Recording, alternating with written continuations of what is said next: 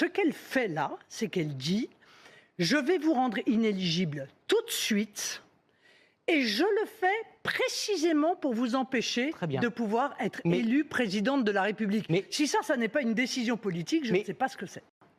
Il y a des millions de Français qui sont indignés, mais indignés à un point inimaginable en voyant qu'en France, dans le pays des droits de l'homme, des juges ont mis en place des pratiques que l'on croyait réservées au régime autoritaire. Rendez-vous compte, le jour funeste, ce lundi 31 mars 2025, le jour funeste que cela représente pour notre démocratie et pour notre pays, où des millions de Français vont être privés par un juge de première instance, sans recours possible, de la candidate qui est aujourd'hui donnée comme étant la favorite de l'élection présidentielle. Mais ça devrait scandaliser objectivement tous ceux qui sont attachés à la démocratie et à l'état de droit. Mais c'est arrivé à d'autres. Mais je vais faire rappel parce que je suis innocente, monsieur Boulot. Et vous êtes tous innocents, le parti et les 23. Mais évidemment que nous sommes tous innocents, car dès les premières heures, je vais vous dire, de ce procès, j'avais compris que nous serions jugés de manière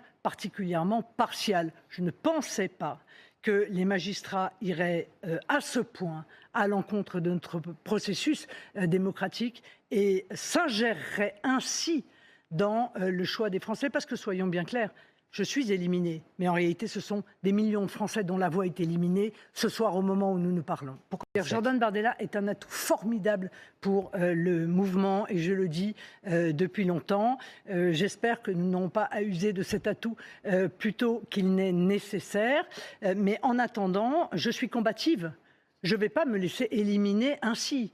Je vais mener les voies de recours que je peux. Il y a un petit chemin, il est certes étroit, mais il existe. Je vais effectivement demander de la manière la plus claire qui soit que la décision d'appel intervienne me permettant d'envisager une candidature à l'élection présidentielle. Ce sont les électeurs qui, dans une démocratie, décident. Et moi, je viens leur dire ce soir, ne vous inquiétez pas, je ne suis pas démoralisé, je suis comme vous, scandalisé, je suis comme vous, indigné, mais cette indignation, ce sentiment d'injustice est un moteur peut-être supplémentaire au combat que je mène pour